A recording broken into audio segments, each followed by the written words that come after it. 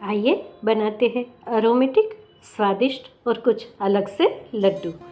यहाँ पे मैंने गेहूँ और बेसन दोनों ही समान मात्रा में लिया है।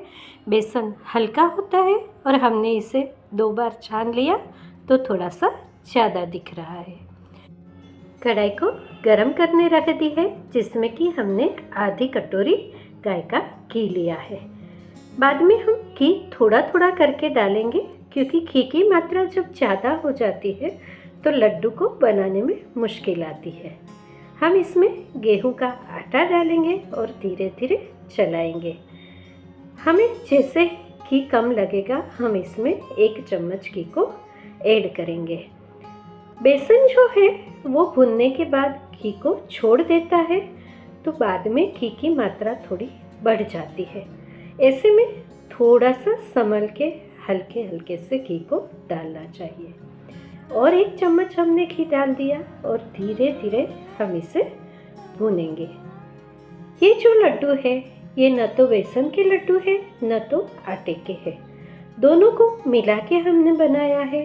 हम इसमें फ्रेग्रेंस के लिए भी कुछ अलग ही डालेंगे।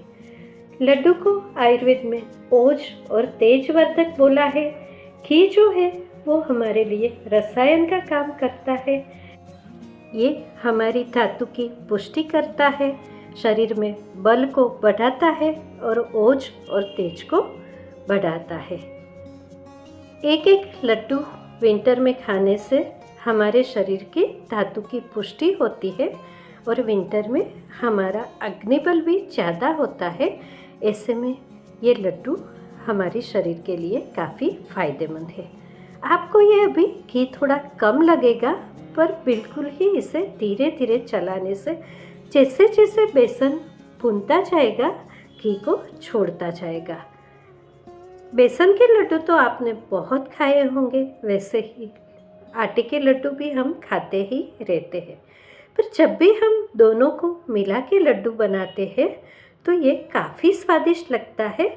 उसी के साथ बेसन का प्रोटीन और इसका नट्टी स्वाद जो है वो सभी को पसंद आता है। देखिए ये धीरे धीरे जैसे भुन रहा है, इसका कलर चेंज हो रहा है, उसी के साथ साथ ये थोड़ा घी भी छोड़ रहा है। बस हमें इतना ही घी चाहिए, इससे ज़्यादा घी डालने से बाद में लड्डू बनाने में मुश्किल होगा। भुनने के समय हमने गैस की फ्लेम को स्लो ही रखा है। ये भुन चुका है, इसका कलर बदल चुका है और अरोमा आने लगी है। हम इसमें 1/4 स्पून हरी इलायची का पाउडर डालेंगे। गैस की फ्लेम को हमने बंद कर दिया है, पर हमारी कढ़ाई अभी भी थोड़ी गर्म है। आधी चम्मच हमने इसमें सिनेमन का पाउडर डाला है। हम इसे बार बार थोड़ा थोड़ा चलाएंगे ताकि कढ़ाई की गर्मी से हमारा आटा जल ना जाए, क्योंकि हर बार हमारा स्वभाव होता है कुछ अलग करने का। सिनेमन जो है वो एक बहुत अच्छी अरोमा देने के साथ साथ हमारे कोलेस्ट्रॉल को भी कम करता है।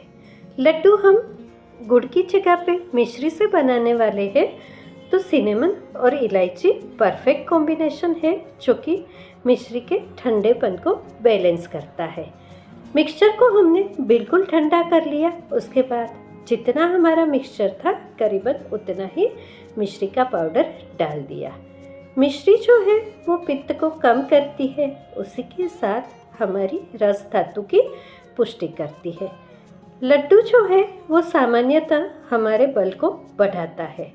विंटर में हम गुड़ से लड्डू बनाते हैं। जैसे ही गर्मियाँ बढ़ती है हम अपनी स्वीट्स में गुड़ की जगह पे मिश्री का यूज़ करते हैं। मिश्री जो है वो ठंडी होती है और पित्त को शांत करती है। याद रखिए कि हमारा मिक्सचर बिल्कुल ठंडा होना चाहिए, तभी हम मिश्री का पाउडर जो है उसे ऐड करेंगे। हल्का भी गरम मिक्सचर में मिश्री मिलाएंगे तो ये पिघलने लगेगी। हमने इसे हल्के हाथों से उंगलियों से बराबर मिला दिया है। एक प्लेट में हमने 2 से 3 चम्मच डेसिकेटेड कोकोनट लिया है, उसी में हम 1 चम्मच मिश्री का पाउडर मिलाएंगे। आप चाहे तो ये लड्डू में फ्राई किया हुआ ड्राई फ्रूट्स भी डाल सकते हैं, पर हमें ये प्लेन ही चाहिए तो हमने ऐसे ही लिया है। 1 चम्मच हमने इसमें खसखस मिलाया है, जिसे कि पोपी सीड कहते हैं। सारे मिक्सचर को हम अच्छे से मिला लेंगे। पोपी सीड जो है वो लड्डू को अच्छा लुक देता है, उसी के साथ उसमें बहुत सारे माइक्रोन्यूट्रिएंट होते हैं। बहुत सारे लोगों को ज़्यादा घी वाला खाना खाने से पेट में गड़बड़ होती है। पोपी सीड ये गड़बड़ को कम करवाता है। उसी के साथ हमारे लड्डू को ये सुंदरता भी देता है। हम इसके छोटे छोटे लड्डू बनाएंगे और इसे हमारे डेसिकेटेड कोकोनट का जो मिक्सचर है उसी में थोड़ा सा लपेट लेंगे। ऐसी मज़ेदार और फ़ायदेमंद रेसिपी को जानने के लिए हमारी चैनल को सब्सक्राइब कीजिए, हमारे वीडियोस को लाइक कीजिए और इसे अपने दोस्तों के साथ शेयर कीजिए। कल फिर मिलेंगे ऐसी ही स्वादिष्ट रेसिपी के साथ। धन्यवाद। शुभम भवतु।